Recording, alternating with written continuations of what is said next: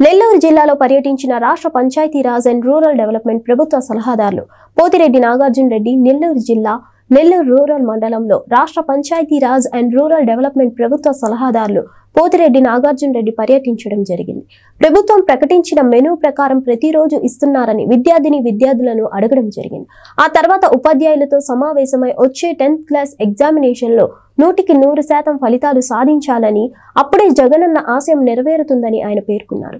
South మోర్పూర్ ప్రాథమిక ఆరోగ్య కేంద్రాన్ని పరిశీలించి అక్కడి డాక్టర్లతో సిబ్బందితో మాట్లాడి వివరాలను తెలుసుకున్నారు. గ్రామ సచివాలయాన్ని రికార్డులను పరిశీలించడం జరిగింది. ప్రతి డ్వాక్రా మహిళలు లక్షలాధికారులు కావాలని ముఖ్యమంత్రి జగనన్న ఆశయమని, ఒకప్పుడు 1 లక్ష నుంచి 2 లక్షల వరకు మాత్రమే డ్వాక్రా సంఘాలకు బ్యాంకులు రుణాలు ఇచ్చాయని, ఇప్పుడు 20 లక్షల వరకు ఇస్తున్నారని, డ్వాక్రా సంఘాలు కూడా 100% బాగా పనిచేస్తున్నాయని, కావున వచ్చే 2024లో జగనన్న ముఖ్యమంత్రిగా రావాలని, అందుకు మీరు ముఖ్య పాత్రలో పోషించాలని మాట చెప్పి మాటలను నిలబెట్టుకోవాలని, జగనన్నకు ఓటు వేస్తారా, మాట తప్పి మోసం చేసిన చంద్రబాబుకు ఓటు వేస్తారా, మీరే నిర్ణయించుకోవాలి అని, చంద్రబాబు మళ్ళీ ప్రజలు మోసం చేసేదానికి అనేక పథకాలు చెప్పి మోసం చేసేదానికి సిద్ధంగా ఉన్నారని మీరందరూ గమనించాలని తెలియజేశారు. మా గ్రామ సంఘం సౌత్ మోర్పూర్ 3 నేను రాఘవేంద్ర గ్రూప్లో సభ్యురాలిని. నేను 7 సంవత్సరాల నుంచి గ్రూపులో ఉన్నాను. ఇప్పటికీ 7 లక్షల వరకు గ్రూప్ ద్వారా లోన్ పొందాను. మరియు ఆసరా కింద నాకు 3 విడతలకి 48,000 వచ్చింది. సున్నా వడ్డీ 3,900 వచ్చింది. మరియు మా కుటుంబంలో మా పాప అమ్మఒడి వచ్చింది. నాకు 3 దఫాలు వచ్చింది మా పాపకి. నేనైతే సంఘం నుండి లింకేజ్ రూపంగా 7 లక్షల రూపాయల వరకు నేను రుణం పొందాను. ఈ రుణం ద్వారా నేను మా ఆయన ట్రాక్టర్ తీసుకున్నారు.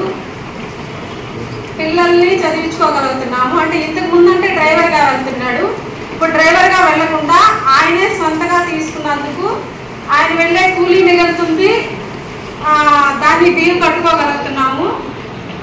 దాని మీద అయితే నాకు సబ్సిడీ కూడా వచ్చింది సార్. 3,25,000 క్యాష్ రూపంగా ఎస్సీ ద్వారా వచ్చింది. పిల్లల్ని చదివించుకోగలుగుతున్నాను. 3 పిల్లలు నాకు ఆడపిల్లలు. 3 పిల్లలకి డిగ్రీకి విద్యా దీవెన ద్వారా అమౌంట్ వచ్చింది. పిల్లలకైతే నేను ఏమి ఖర్చు పెట్టలేదు, ఇప్పుడు పెట్టుకుంటున్నాను. పాపను MBA జాయిన్ చేశాను, పాపను CA చదివిస్తున్నాను, ఇంకొక పాప BSc చేపిస్తున్నాను.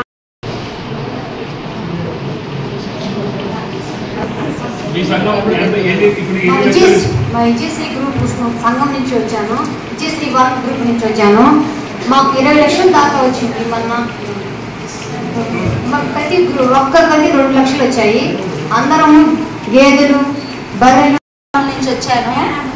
నేను ఒకప్పటి ప్రభుత్వానికి ఇప్పటి ప్రభుత్వానికి చాలా మార్పు నా జీవితంలో జరిగింది. ఎలా అంటే ఈ పొదుపులో 7 సంవత్సరాల నుంచి నేను రుణం ఒకటి తర్వాత ఒకటి రుణం తీసుకుంటానే ఉన్నాను. అలాగే రుణం తిరిగి చెల్లిస్తున్నాను. దాన్ని బట్టి నేను ఉమెన్ లెడ్ ఎంటర్ప్రైజెస్ కింద మళ్ళీ చాలా లబ్ధి పొందాను. 1-2 కాదు. ఇంకొకటి ఏంటంటే గత ప్రభుత్వానికి ఈ ప్రభుత్వానికి వాస్తవం చెప్పుకోవాలంటే నాకు రేషన్ కార్డు కానీ లేదు. ఒక సచివాలయం అనేది పెట్టిన తర్వాత రేషన్ కార్డు నా ఇంటికి వచ్చింది. అదే మామూలుగా ఉన్నాము. గ్రూప్ చేరిన తర్వాత 3 సార్లుగా రుణాలు తీసుకున్నాను. ఒకసారి 20,000, ఒక దఫా 20,000, రెండో దఫా చూస్తే 75,000, మూడో దఫా చూస్తే 2.5 లక్ష, నాలుగో దఫా చూస్తే 2 లక్షలు తీసుకున్నాను. అది తీసుకొని 2 ఆవులు కొనుక్కొని మా ఆయన దాన్ని పరిపాలిస్తున్నారు. మీతో పాటు మిగతా సభ్యులు కూడా ఏమేమి చూస్తున్నారు? అంటే ఎస్సీ ఎస్టీ వాళ్ళకే బీసీలకే కాకుండా అన్ని కులాలు, ఓసీ కులాల్లో కూడా వెనకబడినటువంటి కులాలందరికీ కూడా మనకు చదువుకునే దానికోసం అని చెప్పి అందరికీ కూడా డబ్బులు వాళ్ళకు మనకు ఇవ్వడం కూడా జరిగింది. కాబట్టి ఇన్ని చేసినటువంటి దివంగత ముఖ్యమంత్రి రాజశేఖర రెడ్డి గారి కుమారుడిగా, తండ్రికి మించిన తనయునిగా ఈ రోజు అనేక సంక్షేమ పథకాలు ఇస్తూ ఉన్నారు. ఆనాడు చంద్రబాబు నాయుడు గారు ఉన్నప్పుడు ఇదే బడ్జెట్, జగన్మోహన్ రెడ్డి గారు ఉన్నప్పుడు ఇదే బడ్జెట్. ఆ బడ్జెట్ లో ఇటువంటి కార్యక్రమాలు పెట్టారు. ఆయన నీరు చెట్టు అని చెప్పి మరి వాళ్ళ పార్టీ ఆయన అన్ని ఫ్రీ ఇస్తారంటాడు. ఆయన 14 సంవత్సరాలు ముఖ్యమంత్రిగా, 14 సంవత్సరాలు 14 సంవత్సరం ప్రతిపక్ష నేతగా ఉండి మనం చూసాం, ఆయన కొడుకు మినిస్టర్గా ఉండి కూడా మనం చూసాం. ఎలక్షన్ వచ్చేటప్పటికి అందరు కుల రాజకీయాలు చేస్తారు.